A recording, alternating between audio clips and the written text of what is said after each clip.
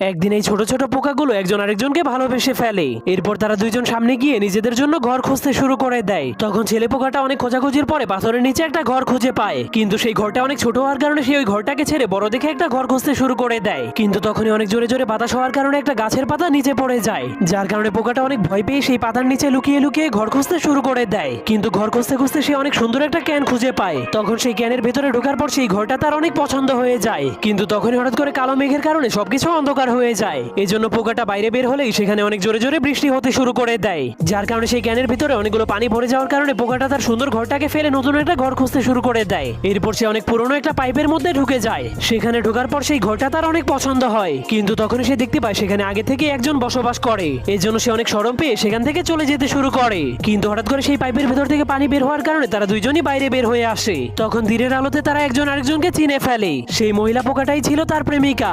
এরপর তারা জঙ্গলের